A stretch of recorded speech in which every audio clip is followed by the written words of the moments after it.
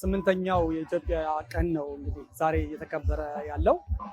ይሄ አንደኛ እንደ ኮሚኒቲ ለ8 ዓመታት በተከታታይ ኢትዮጵያውያንን በዚህ መልኩ እያስተሳሰረ አንድነት እያጠናከረ የሚደረግ ስራ በራሱ አንድ ስራ ትልቅ ስራ ነው። በተለይ ደግሞ ከ3 ዓመት ወደዚህ ደግሞ ይሄ በዓል በኮቪድ እና በተለያዩ ምክንያቶች ሳይካሄድ ነበር የቆየውና አሁን ላይ መልሶ ከነዛ ሁላ ፈተናዎች ከነዛ ሁሉ ጫናዎች ከዛ ሁላ መለያየትም በኋላ ዳግም አንድ ላይ መተን በጋራ ማክበራችን ያው ይሄ በዓሉም በራሱ አንድ ትልቅ ትርጉም ነው የሚሰጠው። እንደ ኤጀንሲ እኛ የዳያስፖራ የማህበረሰብ ልማት ስራ ብለን የምንይዘው አንድ ስራ አለ። በኤጀንሲያችን ካሉ የስራ ቁልፍ የስራ ክፍሎችም አንዱ ይሄ ነው፣ የዳያስፖራ ማህበረሰብ ልማት የሚባለው። ይሄ የዳያስፖራ ማህበረሰብ ልማት ማለት የተባበረ አንድ የሆነ በውጭ ሀገር መኖሩ ሀገራዊ አንድነቱን ያልሸረሸረው በመተባበር አንድ ላይ መቆም የሚችል ትራንስናሽናል የሆነ ድንበርን መሻገር የሚችል አንድ ኢትዮጵያዊ ማህበረሰብን መገንባትን ታሳቢ ያደረገ በልዩነት ውስጥ አንድነቶችን አፕሪሼት አድርጎ የሚሄድ ማህበረሰብ መፍጠር የሚለው አንድ የስራ ክፍላችን ነውና ስለዚህ ይህንን ማደራጀት ማስተባበር ኤጀንሲያችን አንዱ ስራ ነው። ከኮሚኒቲ ማህበራት ጋር በሚስዮኖችና ቆንስላ ጽሕፈት ቤቶች ውስጥ ያሉ ዲያስፖራ ዲፕሎማቶችን አደረጃጀቶችን በመጠቀም ከምንሰራቸው ቁልፍ ስራዎች አንዱ ይሄ ነው። ዛሬ በዚህ መልኩ በጋራ በአንድ ትልቅ በስቴዲየም ላይ ተገናኘን እንጂ መሰል መድረኮች በሌሎች ሀገሮችም የኢትዮጵያ ቀን በሁሉም ሀገሮች ቢያንስ አንዴ ይከበራል። እንደየሀገሩ ሁኔታ አንዳንዱ በአዳራሽ ይሆናል። የዱባይ የሚገኘው ኢትዮጵያ ኮሚኒቲ በጣም አንጋፋ ከምንለው እንደመሆኑ መጠን በየዓመቱ ይሄን ያከብራል። ለኛም የማህበረሰብ ልማት ስራችን አካል ነው። ለኮሚኒቲውም ቀጣይነት ያለው ስራ መስራት ያሳየበት ነው። ለማህበረሰቡም ደግሞ ይህንን የጋራ አንድነትን እንደሚፈልገው አብሮ መሆንን እንደሚናፍቀው ያሳየ በጣም ትልቅ ተርናውት የታየበት ማህበረሰብ ልማት ስራ ነው ማለት ነው። ይሄ ስራ የትኛውም የማህበረሰብ ልማት ስራ ዓላማው ለተሻለ የዲያስፖራ ተሳትፎ ድልድይ መፍጠር ነው። የመጀመሪያው አንድነቱን ያጠናከረ ኢምፓወርድ የሆነ ማህበረሰብ ከገነባን በሀገራዊ ጉዳይ ላይ የሚኖረው ተሳትፎ ፈርታይል ግራውንድ ምቹ መሬት አገኘ ማለት ነው። ስለዚህ ይሄንን ነው ወደ ሀገራዊ ልማት የምንቀይረው። ይሄንን ተነሳሽነት ነው ወደ ኢንቨስትመንት ወደ ንግድ የምንቀይረው። ይሄንን ነው የተጎዱ ወገኖችን ለመደገፍ የምናነሳሳበት። ሀገራዊ ፕሮጀክቶችን እንደ ህዳሴ ግድብ ያሉ ዝም ብሎ ፕሮጀክቶችን ከዲያስፖራው የሚገኝን ድጋፍ ብቻ ታሳቢ አድርጎ አይመጣም። መጀመሪያ መሰራት ያለበት የማህበረሰብ ስራ አለ፣ የማህበረሰብ ልማት ንቅናቄ ስራ አለና ይሄ የዛ ትልቁ ማሳያው ነው፣ ትልቁ ግራውንድ ነው። ምናልባት ደግሞ ፒክ የሚባለው አንዱ ትልቅ ማሳያ ነው ማለት ነው። የኮሚኒቲ ማህበራት ይሄን እንደዚህ አይነት ስራ በመስራት ላይ ትልቅ ድርሻ አላቸው። በተለይ በመካከለኛው ምስራቅ ከመደራጀት ነፃነት ውስንነት ጋር ተያይዞ በጣም ብዙ ድርጅቶች አይኖሩም። ስለዚህ ኮሚኒቲ ማህበራት ናቸው ትልልቁን ስራ የሚሰሩት። ብዙ ጊዜ በሌሎች በአውሮፓና በአሜሪካ ከምናያቸው በተቃራኒ አንድ ኮሚኒቲ ማህበር የመኖር እድል አለን። ለምሳሌ በዱባይ እና ሰሜን ኤሚሬቶች የኢትዮጵያውያን ማህበር የሚባል በጅዳና አካባቢው አንድ ኮሚኒቲ አንድ ወካኝ ኮሚኒቲዎች አሉ።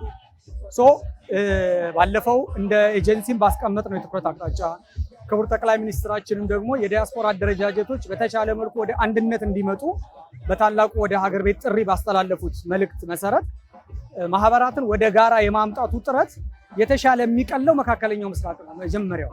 ምክንያቱ ምንድነው? ኦልሬዲ መጀመሪያውኑ ጠንካራ የሆኑ ወካይ ኮሚኒቲዎች አሉ። እነሱን ወደ አምብሬላ ወደ ጥላ በማምጣት አንድ ወካይ የሆነ ማህበረሰብ አደረጃጀት መፍጠር ለሌሎች ማህበራትም ምሳሌ መሆን ይችላል ብለን እየሰራንበት ነው። የኮሚኒቲውም ማህበራት አመራሮቹ ለዚህ በጣም ቁርጠኛ ናቸው። የተሻለ ስራ በአጭር ጊዜ እንሰራለን ብለን ነው ተስፋ የምናደርገው። በዱባይና ሰሜን ኤሚሬቶች የኢትዮጵያን ኮሚኒቲ ማህበር ይሄንን የዛሬውን በዓል 8ኛውን የኢትዮጵያውያን ቀን ለማክበር ሲነሳ እንግዲህ በዓሉ ከ3 ዓመት በኋላ ለመጀመሪያ ጊዜ ኢትዮጵያኖችን አንድ ላይ ያሰባስባል፣ ፍቅራችንን አንድነታችንን ይመልስልናል ብለን አምነንበት ያዘጋጀነው በዓል ነው። 3 ዓመት ሳንገናኝ ተነፋፍቀን በተለያየው ከተማ ያለነው በዱባይና ሰሜን ኤሚሬቶች እንዲሁም በዩናይትድ አረብ ኤሚሬቶች በየሀገሩ እየጠበቅን የነበረና በጉጉት ሲጠበቅ የነበረ በዓል ነው። ያው ይህ በዓል አዲስ አይደለም፣ በየዓመቱ የምናከብረው በዓል ነው። ስለዚህ ዋና ዓላማ የነበረው ከኮሮና በኋላ አገግመን እንዲሁም አገራችን ካጋጠማት ችግር በኋላ አትሊስት የተሻለ መንገድ ላይ መሆኗን አንድነታችን ደግሞ የተሻለ አንድነት፣ ፍቅር እና ሰላም እንዲመጣልን ከማሸት ተነስተን ነው ይሄንን በዓል እንዲከበር የተነሳሳንበት። ዓላማውም እንግዲህ እንደምታዩት በጣም ብዙ ሰው ነው የተገኘው ከተለያየ ከተማ ከአቡዳቢ፣ ከአልኤን፣ ሻርጃ፣ አጅማን፣ በኒያዝ፣ ፉጄራ በሁሉም እንግዲህ በዩናይትድ አረብ ኤምሬት የሚገኙ ከተሞች በሙሉ ስቴቶች እዚህ መጥተው በዚህ መልኩ አንድነትን፣ ፍቅርን፣ ሰላምን ሁሉም ደስ ብሎት እያከበረ ይገኛል። ስለዚህ ዓላማው አንዱ ሰላምን፣ ፍቅርን፣ አንድነትን ለማክበር ለማምጣት የታቀደ በዓል ነው።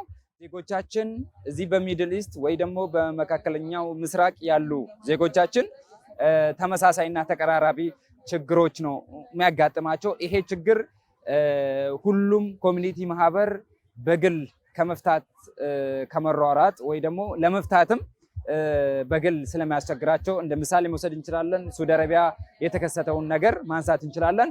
ያ አሁን ሚድል ኢስት ውስጥ ያሉ አጠቃላይ ኮሚኒቲ ማህበር ብረባረቡበት ችግሩን በተወሰነ መልኩ የተሻለ መፍትሄ ማምጣት ይቻላል። ግን እዛው ያለው ኢትዮጵያ ኮሚኒቲ ማህበር ጅዳና ሪያድ ያለው የተወሰነ ነገር ለማድረግ ሞክሯል።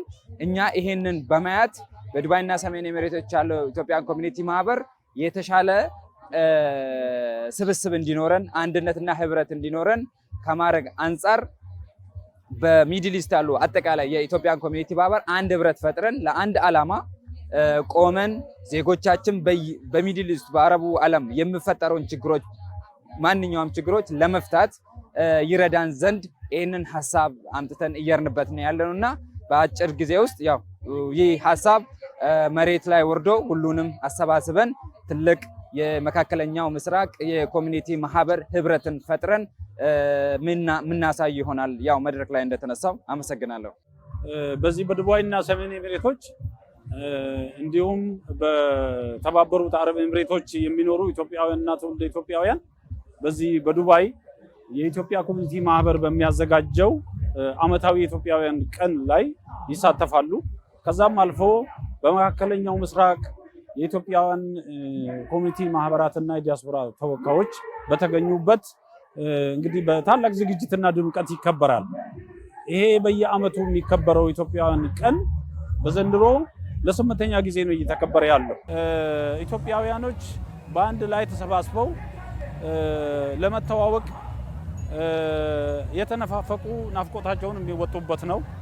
ከዛም አልፎ ስለ ሀገራቸው የሚመክሩበት፣ መረጃ የሚለዋወጡበት፣ አንድነታቸው የሚያጠናክሩበት አጋጣሚ ነው የሚሆነው። ያ ብቻ ሳይሆን ያው እንደምታዩት ባህላቸውን፣ ታሪካቸውን ለሌላው የዓለም ህብረተሰብ የሚያስተዋውቁበት አጋጣሚ ነው የሚሆነውና ኢትዮጵያውያንና ትውልደ ኢትዮጵያውያን ይህን ቀን በጉጉትና በናፍቆት የሚጠብቁት ቀን ነው። ስለዚህ ጠቀሜታው ከዚህ አኳያ ነው የሚሆነው። ኢትዮጵያውያን በያሉበት አካባቢ በተሰማሩበት የሙያ መስክና በተለያየ የህብረተሰብ ክፍል እንዲደራጁ ይደረጋል። ይሄ መንግስት ያስቀመጠው አቅጣጫ ይሄ ነው። በትክክልም ደግሞ ዜጎች ለመደጋገፍ፣ ለመረዳዳት፣ እርስ በርስ ለመተዋወቅ፣ አንድነታቸውን ለማጠናከር ይረዳቸዋል። ሲደራጁ በተደራጀ መልክ በተበታተነ ሳይሆን በተደራጀ መልክ ለሀገራቸው በዚህ በውጭ ቆይታቸው በተሰማሩበት የሙያ ዘርፍ ያካበቱትን እውቀት፣ ክህሎት፣ የቴክኖሎጂ ሽግግርን ያፋጥናሉ ወደ ሀገር ቤት ማለት ነው እና አቅም ይሆናቸዋል። እርስ በርስ ሲደራጁ፣ እርስ በርስ ሲተዋወቁ፣ ሲደራጁ፣ አንድ ሲሆኑ የመጎዳት እድላቸው ሌላ ችግር በእነሱ ላይ የመድረስ እድሉ ዝቅተኛ ነው የሚሆነውና በሙያ ማህበራት መደራጀት፣ በተለያዩ የህብረተሰብ ክፍሎች መደራጀት፣ ከዛም እነዚህ ማህበራት ደግሞ ወደ አንድ መጥተው ጥምረት የመፍጠር ይሄ ብቻ ሳይሆን በዩናይትድ አረብ ኤምሬት ደረጃ ብቻ ሳይሆን ከሌሎች መካከለኛ ምስራቅ ሀገራት ጋር ያሉ የኢትዮጵያን ኮሚኒቲ ማህበራት ሁሉም ወደ አንድ መጥተው አንድ ትልቅ አቅም የሚፈጥር ቀጥታ ከሀገር ቤት ጋር ሊተሳሰሩና ሊቆራኙ የሚችሉበትን አደረጃጀት የመዘርጋት እቅድ ተይዞ ነው እየተሰራ ያለውና ይሄ ጅምር ተስፋ የሚሰጥ ነው። በትክክልም ኢትዮጵያውያኖች በዚህ አግባብ ሲደራጁ ሀገርን እርስ በርስ ለመተጋገዝም ይሁን ሀገርን ለማገዝ በሀገራዊ የልማትና የሰላም እንቅስቃሴ ውስጥ ንቁ ተሳትፎና አቅም ያለው አስተዋጽኦ ለማድረግ ይረዳቸዋል የሚል ግምት አለን። በዛ አኳያም ነው እየሰራን ያለነው።